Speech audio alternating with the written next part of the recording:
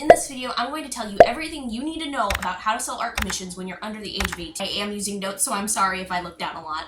If there's anything I don't already cover in this video, make sure you drop a comment down below because I try to reply to as many of you guys as possible. Every year that passes, I've learned more about running an art business, and I have new information to share that may be valuable to some of my younger viewers. I may have done this video before, but trust me, the wisdom grows stronger. Important concerns. Before we begin, there's two things you have to be sure of. This is not something to take lightly. First thing, make sure your parents are okay with you selling commissions online. Not only is it starting a business and accepting funds, but you'll probably be talking to strangers online. The last thing you want to do is go behind your parents' backs. This is a big deal. Also, you personally have to be ready. Younger artists really struggle with procrastination and meeting deadlines. I speak from experience. Running an art business is not just about representing yourself, but others as well. If you fail to follow through on responsibilities, you'll make the art community as a whole look bad to clients. It's not just procrastination stopping younger artists though. A lot of them have issues with art confidence. You can't just continuously redo an artwork you're not happy with. You have to be comfortable with your own abilities not only to get the work done, but to properly advertise what you're capable of to others. Art commissions require a bit of financial responsibility too. Are you prepared to set aside funds for things like taxes and necessary business expenses? I can teach you what you need to know about art business finances, but I can't control your ability to handle money. I'm not trying to freak you out. I want you to be aware of these concerns so you're properly prepared to handle them. If you're ready to learn more, then let's get into it. Terms and conditions. Creating a terms and conditions or guidelines document is extremely important. Even if it's not an official legal document typed up by a lawyer, it's most likely going to cover your bum if something goes wrong. Having rules in place can also help you avoid art scams. You should keep your terms and conditions posted somewhere on your social media and also inform your customers that you have them. If you don't know how to write one, never fear. I'm going to leave a Google Docs template in the description below so you can just make a copy of it and edit it to your own liking. Just open the link and you're going to go to the file at the top left of the page. It'll make a copy option and it will show up in your Google Drive. Disclaimer though, it's not really an official legally binding document or anything. I'm not a lawyer, I'm not a professional in lawyery things, but it should work for most people's purposes. Change it to your own needs and specifications. Your terms and conditions should include some of the following: information on personal and commercial use of your artworks, the types of commissions and art mediums you offer, what you will and won't draw, your typical turnaround time, pricing, shipping information, payment methods, changes to artworks and refunds, etc. Creating the art. Creating the art. Creating the art.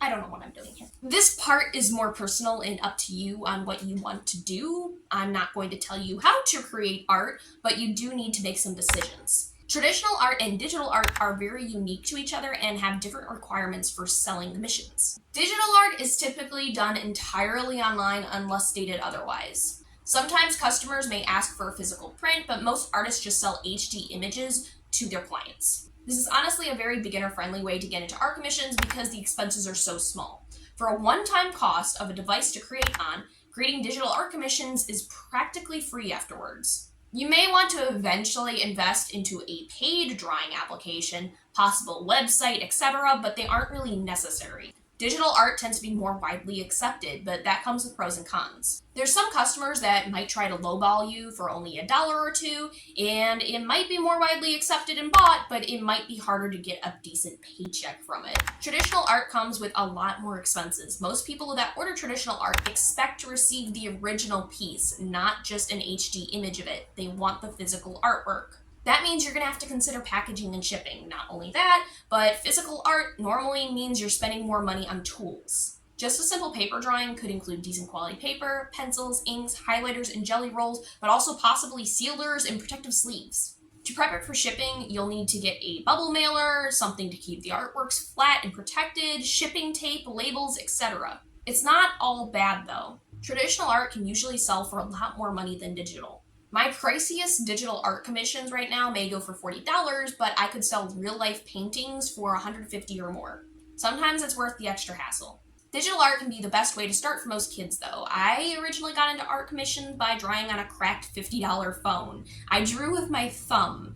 Yes, I actually got commissions with it. Have faith, you can do this if you know what to do. Commission template.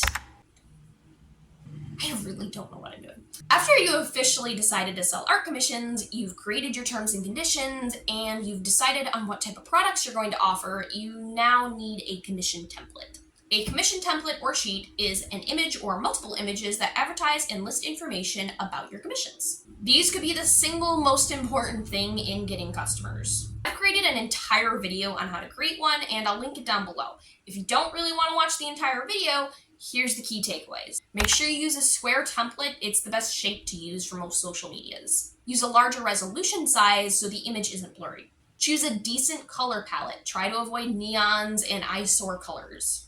Use an easy-to-read font. Try to avoid cursives and really thin fonts. List what you will and won't draw. Include what sizes you offer. Include your payment methods and prices. Try to make it as easy to read as possible in clean-cut.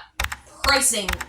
Pricing is a tricky topic. We're on the great, big, endless, infinite internet, which means anyone from anywhere in the world is on here, and yet we all have different economies, which means our value as an artist can vary greatly. I'm going to mostly be focusing on US artists, but try to adjust your pricing based on where you live. Look at artists who are in a similar caliber of experience level as you. So people who draw like you, how much do they charge? There's a lot of things that can affect the price. The more of a character that is shown, the more you charge. A headshot would be a lot cheaper than a full body. You can also charge more if there's multiple characters in a single image, and you can charge more for detailed backgrounds or simply more complicated characters like furries or mecha art. If something requires more work, it's worth more. You also want to include any income and sales tax or shipping costs into your pricing. Sometimes your chosen payment method can take out a small fee. What about supply expenses? If it costs you money to make it, you need to be able to recoup the money spent.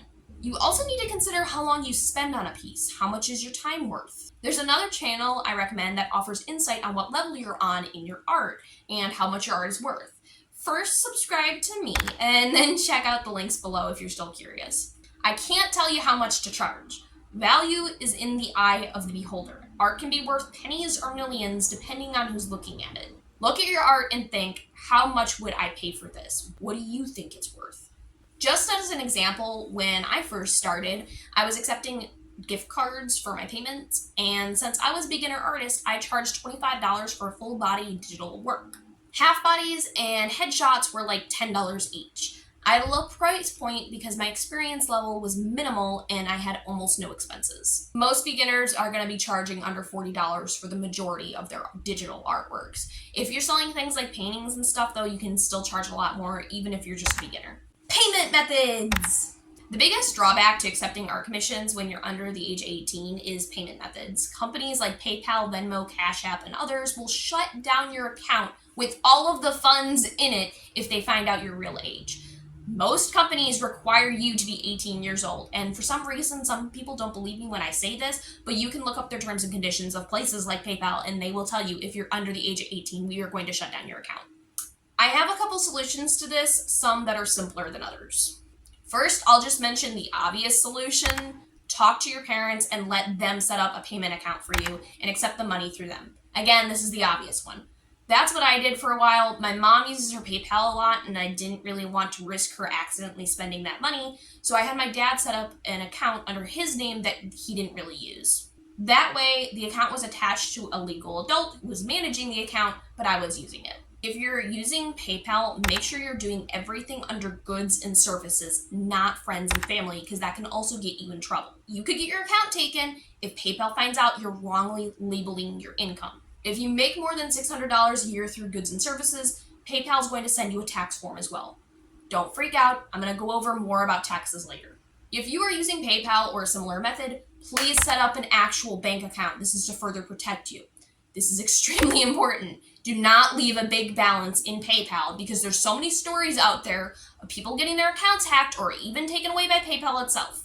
Even kids under 13 years old can set up a bank account and get a debit card as long as a parent signs off on the account. I recommend using a local bank or a credit union. All you need is an ID and a small deposit, normally under $25. After you get your bank account set up, simply link it to PayPal so you can transfer the funds out of your PayPal account. Do not leave a balance in your PayPal. Protect yourself. PayPal is great. I recommend using it.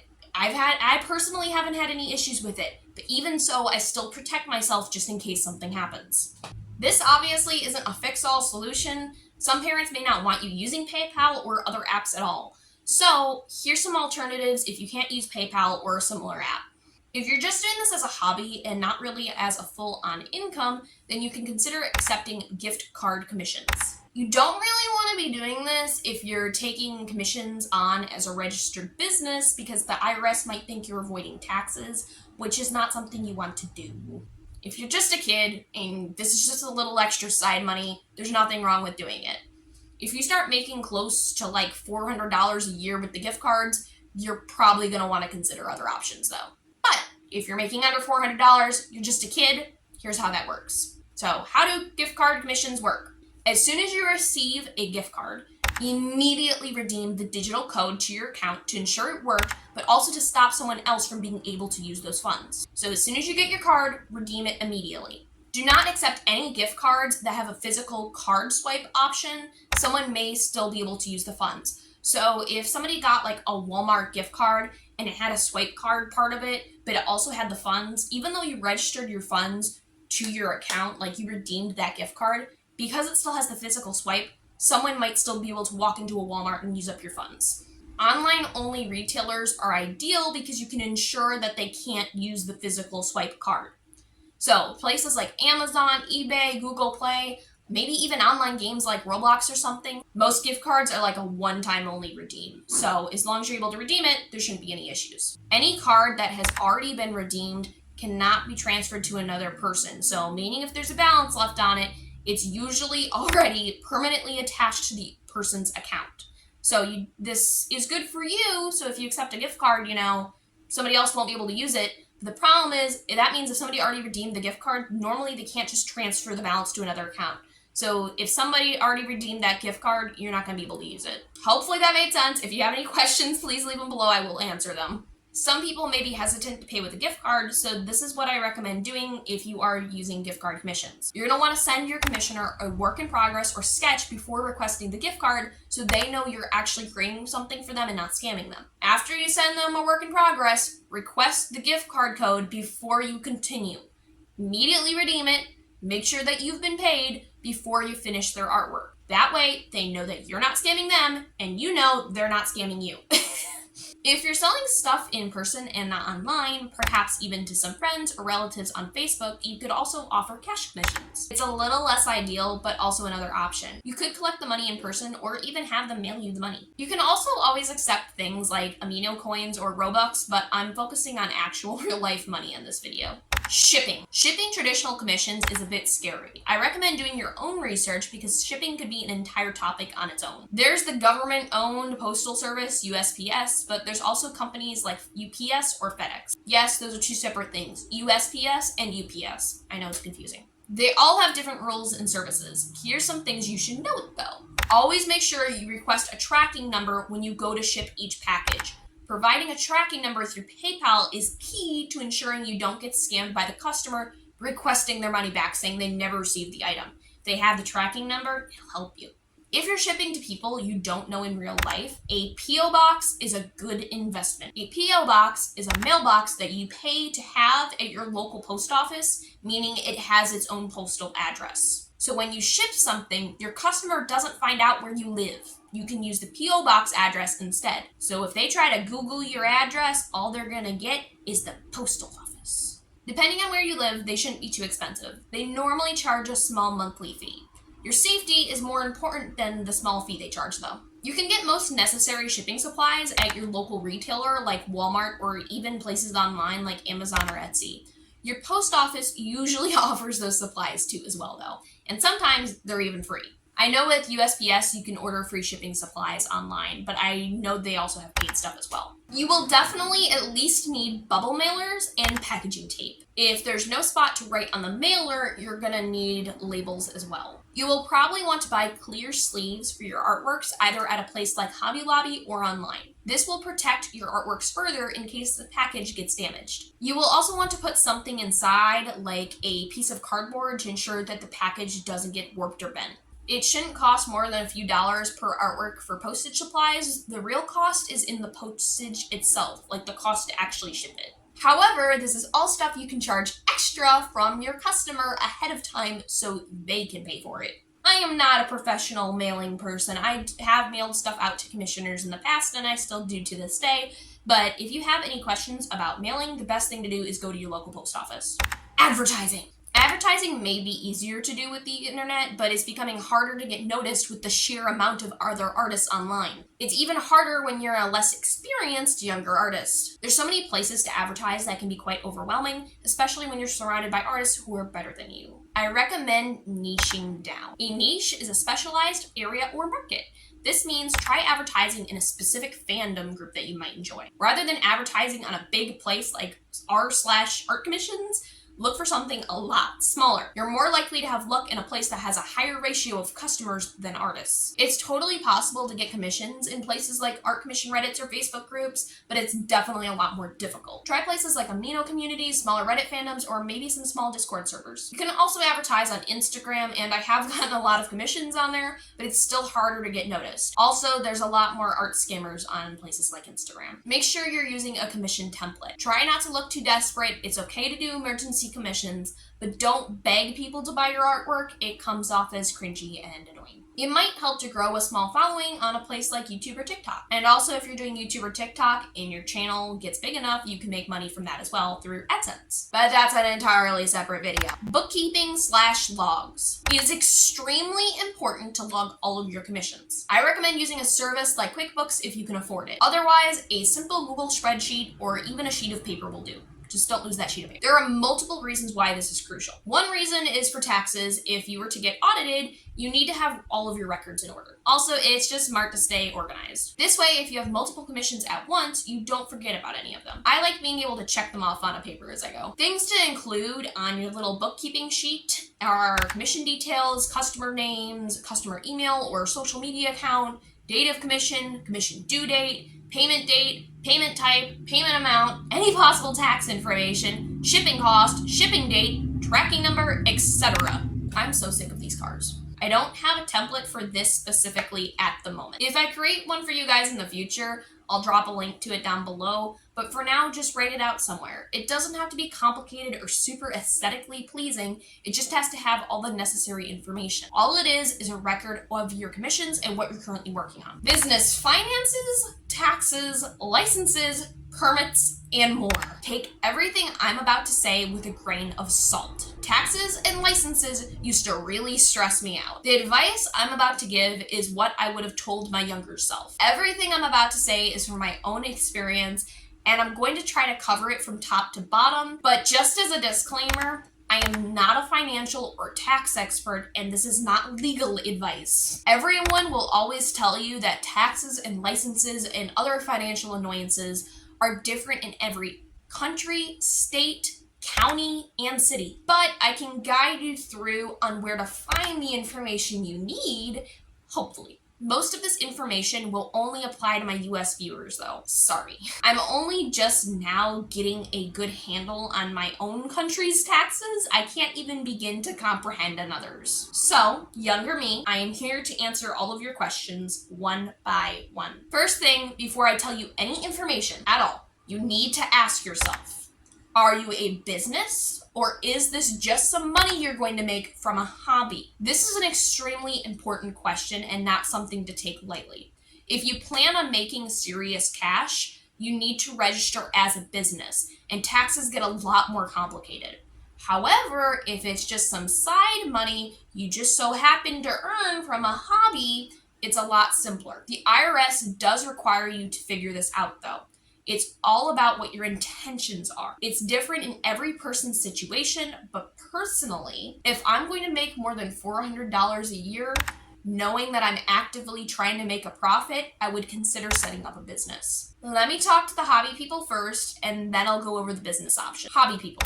Depending on where you live, you might not need to pay local or sales taxes unless you're doing something like a festival. Typically, you'll file income taxes on hobby profits. So even if you're just doing this as a hobby, you may still need to pay income taxes. According to H&R Block, the income won't be subject to self-employment tax.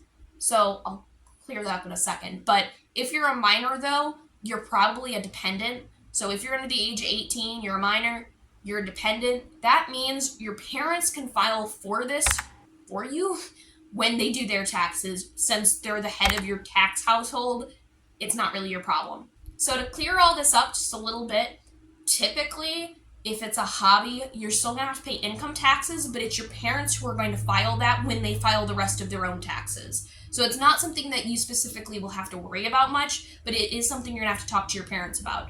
So just keep that in mind. But that's typically only if your profits are over $400. And that's for the entire year. So if you're making under $400 a year, you may not even have to worry about that. Just to finally say, so if you're a hobby and you're making over $400 a year, you are still going to have to pay income taxes on that, even if you're not officially a business. So you're going to want to talk to your parents because they're going to have to file taxes on that, typically after January 1st, but before April 15th of the following year. I hope that didn't scare you. Once again, that's mostly if you're making over $400 a year. Business people, hello. If you're scared, take a deep breath. It's going to be okay. If you're really unsure of what you're doing, I highly recommend getting a CPA as soon as possible if you have enough extra funds to afford one. Mine was about $150 for a 1-hour consultation meeting. It depends on where you live though. It may sound like a lot of money, but it's worth it. I recommend saving up some money for one to ease your worries. I'm gonna still try to answer as many of your questions as possible though. So with that out of the way, once again, I am not a tax professional and I recommend trying to get one if you can. A little disclaimer, if you're going to get some kind of accountant, you have to understand that a bookkeeper is different than an accountant, and an accountant is different than a CPA. A CPA is typically an accountant and a bookkeeper, and an accountant is typically a bookkeeper. I hope that made sense. But if you're trying to find somebody to help you with your taxes, you want to find a CPA specifically because they're like certified to deal with the IRS and all that stuff. They're like the best you can get, and I recommend getting the best you can. With that out of the way, I'm still going to try and answer as many of your questions as possible. Starting off, your business type. There's a lot of different types of business structures that you can register as. I'll leave a link to the IRS page down below in the description. Most freelance artists will do a sole proprietorship. That's what I originally did. Looking back though, I wish I had done an LLC from the start. See, as a sole proprietorship, you are the sole owner and employee of the business. That's why it typically works for freelance artists. The business is you, basically, in the eyes of the law. You are the business. This makes things a lot simpler and easier for self-employed people. However, it comes with drawbacks. There's no real safety net for liabilities and lawsuits. Someone could sue you and the court would include your personal assets in the damages, so they could sue you for everything you own. Typically, lawsuits aren't a problem for small online freelancers, but since I'm expanding my business into other things, it is a concern for me personally. I also want to be able to hire employees for my business in the future, like a video editor. An LLC would allow me to do this. I recommend looking up different business structures and really thinking about where you want to go in the future. But again, in most cases, a sole proprietorship is what most artists will need. I went down to my local courthouse in my county and I registered for a sole proprietorship. All it was a piece of paper and $50. So in most cases, you can register for your business either through the state or through your county. After that, I registered online for my local and sales taxes.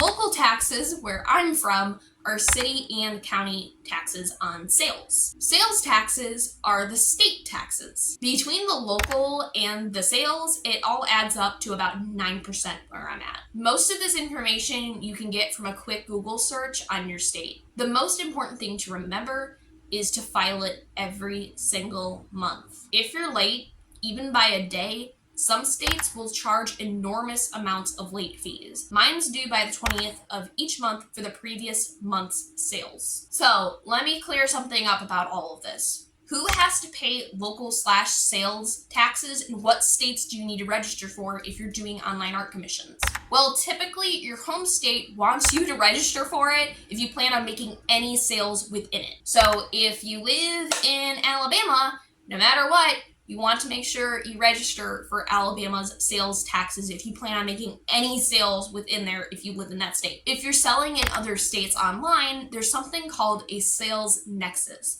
This is your friend. Basically meaning until you meet that nexus or threshold, you don't have to register for those states' sales taxes. You can look it up for each state, but most of them require you to be making over $100,000 in that state alone, or over 200 transactions in a year in that state. Most freelancers aren't going to be hitting those numbers. You mostly just need to worry about your own state. So if you're selling online art commissions, if you're selling in other states, you don't really have to be worrying about those sales taxes unless you're making like super large amounts of money or a lot of transactions in those states. Like if you're making a whole lot of sales to California. Otherwise, no matter what, if you're a registered business, you should register for your local and sales taxes for your state. There's sometimes other permits and taxes you may need to worry about. I recommend asking people at your courthouse when you go to register your business. I found out the hard way that my county has something called a personal property tax that also has to be filed yearly around the time of business license renewal. The best thing you can do is ask as many people in your city as possible about license, permits, and taxes. Try to find another local business owner who may be able to help you. Look up on Facebook and see if there's any other art freelancers in the area who may be able to help you with your questions. Some important resources you can check out are your city's website, your local chamber of commerce, your local courthouse, and even your local library for books on setting up a business, running an Etsy shop, etc. That's all for the local and state taxes. What about federal? If you're a registered business, you're probably going to be subjected to income tax and self-employment tax, which can be huge. This is a bit complicated, but let me explain. If your net earnings were $400 or more in a year, you're going to have to pay for both. Net just means profits after all of your expenses. Gross is profits before expenses. Typically, if you're making around $1,000 net or more a year, or expected to, you will probably have to pay the self-employment taxes quarterly, not all at once. This is where QuickBooks Self-Employed comes in handy because it can figure out how much you owe and help you file it each quarter if you need to. The self-employment tax rate is 15.3% according to the IRS, and the rate consists of two parts. 12.4% for Social Security, which is for old age, survivors, disability insurance, and 2.9% for Medicare, which is hospital insurance. Self-employment taxes are kind of like the taxes that get taken out of your paycheck if you work a regular job. Don't let these taxes freak you out, because if you get QuickBooks, it'll be a lot easier. I use QuickBooks because it imports everything into TurboTax for me, and it also lets me track and log all of my commissions. Income and self-employment tax is able to be filed by January 1st for the previous year, but due by April 15th at the latest in most cases. If you are making enough to pay the self-employment tax quarterly, which means you're making over $1,000 net a year, the due dates are throughout the year, and QuickBooks will tell you when to file it. No, I'm not sponsored by QuickBooks, I just love it to death. It's complicated and stressful, but it does get easier, I promise. If you're doing a lot of these transactions through payment sites like PayPal, they'll send you a form sometime in January of the following year. So if you get any of these forms, you can just import that page into TurboTax. If you're doing other stuff like YouTube, for example, on top of commissions, well, they'll send forms for you for that as well. Hopefully all of the information I just gave was mostly correct. Everything I've learned the hard way. Once again, this is not official legal or tax advice, it's just stuff I've learned from my own experience. Art scams. I have an entire video on how to avoid art scams, if you're interested. I don't really feel like going over all of it here because it really is a lot of information. I'm gonna include a lot of links down below. Well, I hope this video was helpful for you guys. If it was, make sure you like and subscribe and comment down below any questions you may have. And I wish you all the best, and I hope this video didn't stress you out too much. I hope it actually helped and answered some questions, and I hope you feel more confident about running an art business, and I hope you do it. I hope you have the confidence to do it. You just have to not be afraid and just get out there and just do it. I will see you all later. Goodbye.